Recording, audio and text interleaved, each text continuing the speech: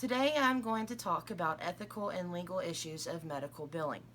Ethics is defined as the rules or standards governing the conduct of members of a profession. In general, medical ethics defines a right and proper way of treating patients. The American Medical Association, or AMA for short, has created a set of standards that all providers are expected to uphold.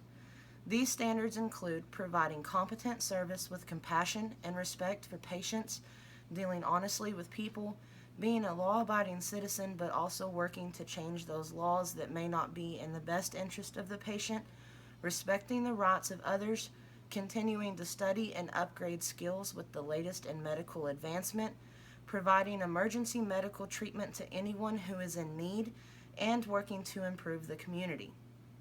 A medical biller does not swear to an oath to uphold these principles. However, the provider for whom they work upholds the oath, so the medical biller should do their best to uphold these standards and to assist the provider in doing so.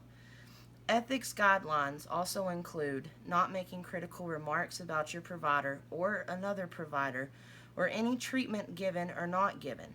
If you discover that a patient is being treated by more than one provider for the same ailment, notify your provider immediately.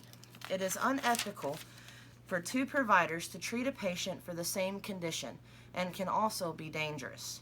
Respecting the dignity of others. Refusing to participate in illegal or unethical acts, or concealing the illegal or unethical acts of others. Healthcare requires a great deal of personal information to be gathered and maintained about many individuals. So, the needs of the company must be carefully weighed against the person's right to privacy, so as to avoid unwarranted invasions of that right. Medical information is considered to be privileged and confidential in the context of the provider-patient relationship. Confidentiality has assumed a new importance for several reasons. People are becoming more litigation-minded. Health plans reimburse for more sensitive services that were excluded in the past. More employers are self-administering or self-funding their health plan, which means highly personal medical information is, in some instances, routinely handled by fellow employees. New HIPAA regulations require that all personnel involved in the healthcare process respect the patient's right to privacy and confidentiality. HIPAA was signed into law in 1996 to set a national standard for electronic transfer of health data. HIPAA encompasses portability and accountability. Privacy requirements limit the release of patient-protected health information, or PHI, without the patient's knowledge and consent beyond that required for patient care. Most entities were required to meet standards set in Privacy Issues section of HIPAA on April 14, 2003. General rules for ensuring that privacy guidelines are met are always obtain an authorization for release of medical information before releasing any information. Gather only the information that is necessary and relevant for billing or processing the claim. Use only legal and ethical means to collect the information required. When requested and subject to any applicable legal or ethical prohibition or privilege, the insured or patient concerned should be advised of the nature and general uses to be made of the information. Make every reasonable effort to ensure that the information on which an action is based is accurate, relevant, timely, and complete. On request, the patient or insured should be given the opportunity to correct or clarify the information given by or about him or her, and the file should be amended to the extent that it is fair to both the provider and the patient or insured. In general, disclosures of information to a third party should be made only with the written authorization of the patient or insured. All practical precautions should be taken to ensure that medical files are physically secure and that access to the use of these files is limited to authorized personnel. All personnel involved in keeping the medical records should be advised of the need to protect the right of privacy in obtaining required information and the need to treat all individually identifiable information as confidential. The disclosure of a diagnosis should never be made to a patient or his family. Unless otherwise instructed, never release any information to an ex-spouse. Do not leave files, patients' records, or appointment books open on a desk or in an area where they may be seen by others. When addressing a patient in a waiting room, use as little information as possible to gain the attention of the patient. If a minor patient has the legal right to authorize treatment for services, disclosure to the parents, legal guardians of the minor, or to other persons may be a violation of HIPAA or the confidentiality of the Medical Information Privacy and Security Act, or MIPSA. The complete rules and regulations regarding HIPAA and guidelines are printed in the Federal Register. There are certain procedures to follow when faxing items, especially those with sensitive information. All faxes should contain a cover sheet that announces to whom the fax is addressed, who sent it, and that the enclosed information is personal and confidential. Information regarding diagnosis, treatments, sexually transmitted diseases, HIV, drug or alcohol abuse, or financial information should never be faxed. It is best to avoid faxing whenever possible and use regular certified mail. If you have to fax, like in emergency situations or if a patient is scheduled for an unexpected procedure on the same day, you can always ask the receiving party for a code number, then black out all pertinent information about the patient and replace it with the code number. The biller must follow the rules of HIPAA along with the processes in place in the office when faxing. There are a few exceptions to the privacy laws. In the following instances, the privacy guidelines may be considered less stringent, or the patient may be deemed to have waived his or her rights to confidentiality. Less stringent guidelines apply for providers who are employed by insurance companies. Cases of gunshot wounds, stabbings resulting from criminal actions, and suspected child abuse that must be reported to the local police department or child care agency. Reports of communicable diseases and some diseases and illnesses of infants and newborns. Information obtained by the Medicare insurance carrier that pertains to a patient may be reported directly to that patient's beneficiary or his representative. If a patient is seen at the request of a third party who is covering the bill, limited confidentiality is waived and the information may be provided to the person or company ordering the procedures. If records are subpoenaed or a search warrant is issued, records may be turned over to the court or its representatives. There is also fraud and abuse in medical practices as well. Abuse is when providers are inconsistent in conducting sound medical or business practices. Fraud is defined as intentional misrepresentation of a fact with the intent to deprive a person of property or legal rights.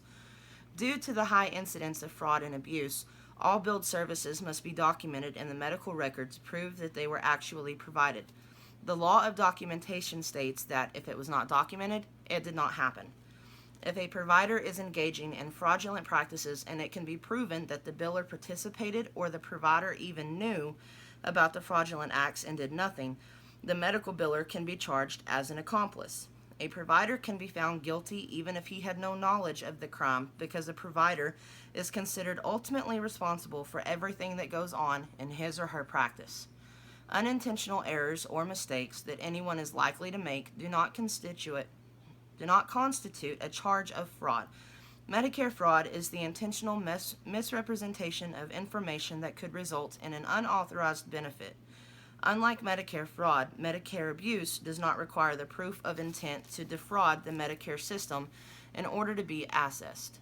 Abuse includes any item or procedure that is inconsistent with accepted norms or practices. Medicare often will audit claims using a peer review panel.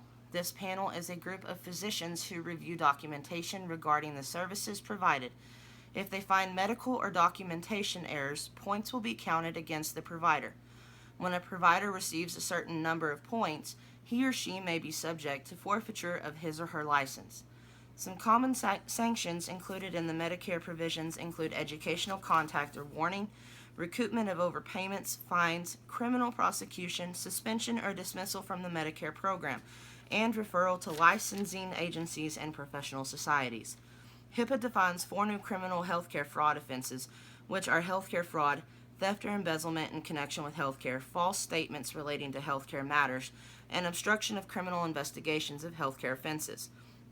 HIPAA defines a healthcare benefit program as any public or private plan or contract affecting commerce under which any medical benefit, item, or service is provided to any individual and includes any individual or entity who is providing a medical benefit, item, or service for which payment may be made under the plan or contract. By including private health benefit plans in any individual or entity, the U.S. Department of Health and Human Services has effectively given itself the right to prosecute anyone involved in the healthcare industry for fraud or abuse. If you discover a possibly fraudulent claim, it is important to bring it to your supervisor's attention as soon as possible. Destroying records, not turning over files or documents when asked, lying to investigators, and generally being uncooperative during the investigation may cause a medical biller to be liable under this portion of the statute. Medical billers need to be cautious about the statements or comments they make regarding a claim, especially written comments that are placed in a file. If those comments turn out to be fraudulent, the medical biller may be held liable. Embezzlement is the fraudulent appropriation of money entrusted to one's care. As with fraud, a provider is considered ultimately responsible for everything that goes on in his or her practice. If embezzlement is found, the provider may be considered guilty and may be responsible for monies embezzled by their employees. Respondeat superior is when an employer is liable for harms caused by an employee while that employee is acting within the scope of his or her employment. Errors and omissions comprise part of a professional liability insurance policy in most cases. A professional liability policy is something the medical biller would secure for themselves. Some employers protect themselves from employee dishonesty by bonding their employees. Bonding is the process by which an employer can be insured for the loss of money or other property sustained through dishonest acts of a bonded employee. Bonding can cover larceny, theft, embezzlement, forgery, misappropriation, wrongful abstraction, willful misapplication, or other fraudulent or dishonest acts committed by an employee, alone or in collusion with others. Audits are done to prevent and detect fraud. A claims audit is an analysis of claims payments made to a healthcare provider to determine whether the claims were allowable and whether the provider was paid the appropriate amount for services rendered. An external auditor is someone hired by an insurance company or governmental organization such as Medicare or Medicaid to perform an audit. Medical billing personnel are required by law to cooperate with regulatory audits or investigations consistent with their contracts and applicable law. Audits are performed to ensure compliance with the established reimbursement requirements. There are two types of audits, internal and external. Internal audits are considered to be prospective reviews because they are performed before a claim is submitted for payment. External audits are considered to be retrospective reviews because they are performed after a claim has been submitted for payment and after the claim has been processed by the insurance carrier. One type of external audit is the Recovery Audit Contractor, RAC program, which is performed through the Centers for Medicare and Medicaid Services. This program was created by the federal government to detect and correct improper Medicare payments to healthcare providers.